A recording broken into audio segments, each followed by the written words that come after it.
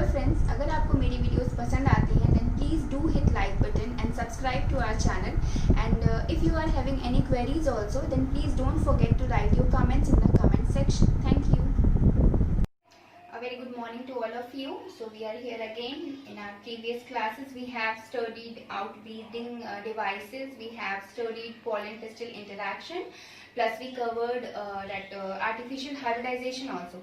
So in today's class we are going to cover a very important topic, that is double fertilization. As the name itself tells you here, double means 2 times, and fertilization is taking place 2 times. So how this is happening inside the plant, that thing we are going to study. In pollen pistil interaction we have done that how the pollen grain enters, how it forms the pollen tube, and it comes to the micropylar end. It comes here to this region, and there is one more thing. Sometimes what happens, the pollen grain enters this ovule from any other reason also. It penetrates the chaliceal end also, it penetrates somewhere here also, if we talk about the right way, it comes from this way. So it can't come from any other part also, but if it has to enter the ovule, it has to go inside. For that, if it is coming here also, then it will come here, and it will come and it will make its way here. It has to come here at the micropylar end, and then only it will be allowed to move inside, because there is a very particular thing present here which is called as filiform apparatus. These structures which are present here, they are known as filiform apparatus, and they work as a guide which show the path to the pollen grains where it has to go for the process of fertilization. So any pollen cannot enter the ovule without going through the filiform apparatus. This is the thumb rule for fertilization. So as the pollen grain will come here, it will enter through the micropylar end, micropylar region. Then it will go to the filiform apparatus where it will be guided how to move forward. And then as it will proceed further, see, first of all what it will get at the micropylar end, as we can see, 2 synergic cells are present here, and this one is your egg cell. Here we are having that polar nuclei, 2 polar nuclei we are having, and these are the antipodal cells which are present at the chaliceal end. So see, what is the first thing that is happening? As soon as the pollen grain is entering here, it will move forward and it will go through the synergid cell, and after going through the synergid, it will come here and fertilize with this egg cell. The very first fertilization is happening here where the egg cell is present, and the egg cell, this is the egg cell, and it will fertilize with the male gamete here, pollen grain. And what will be formed here? N plus N or 2N, that is zygote, will be formed here as a result of first fertilization which is taking place inside the flower. And as we have studied that when the pollen was entering inside the pollen tube, it has divided into 2 parts, because this is also a very compulsory thing that the pollen has to be in 3 cell stage, where 1 is your vegetative cell and 2 are generative cell. So we want 2 generative cells for the process of fertilization. The male gametes are 2 in number. So first one is fertilizing here, and it is forming the zygote. And what will the second one do? The second one will move forward and it will come here to the polar nuclei. The male gamete will come here and it will fuse with the polar nuclei, and these were haploid in structure earlier, those 2 polar nuclei, and this one is also haploid. So what we are getting here, 3N, N plus N, these were the 2 polar nuclei, plus it is fertilizing with 1 male gamete. So here we are forming a 3N, or you can say triploid structure which is formed here, that is called as the primary endosperm nucleus, or you can say PEN. This is basically the primary endosperm nucleus, which is forming here. So we are able to see that the fertilization is happening inside the flower at two different places.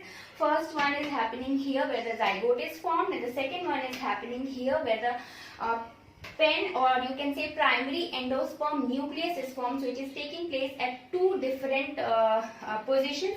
So that's why it is termed as double fertilization. It is a very unique event which is taking place inside the flowering plants.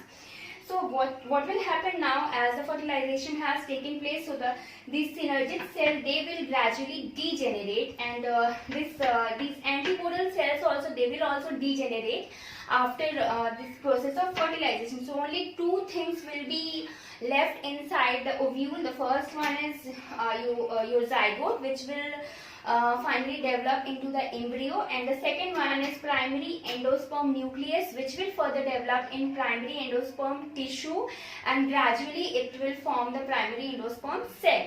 So these two things will now play their role in the formation of seed or fruit, that we will study later how the seeds and fruits are formed inside the plant. But at this stage, this much is important to know, that after the process of fertilization, are these structures, antipodal cells and these synergid cells, they are going to degenerate gradually. So this was the complete process of double fertilization. See, we have studied the chapter in three different stages. First one, we have studied pre-fertilization events, and this was the whole process of fertilization. Now we are going to study the post-fertilization events. That means the events which will take place after the process of fertilization. So what are the main changes which are going to take place inside the plant after the process of fertilization? If we will try to count them, we can divide them in four major events. So the four major events which are happening inside the plant after the process of fertilization are basically, the first one is your zygote, which is going to convert into the embryo. The second one is your primary endosperm nucleus, which is going to change into your endosperm. The next one is your ovule, which is going to be the seed, and the last one is your ovary, which is going to form the fruit. So these are the basic changes which are going to take place inside the plant after the process of fertilization.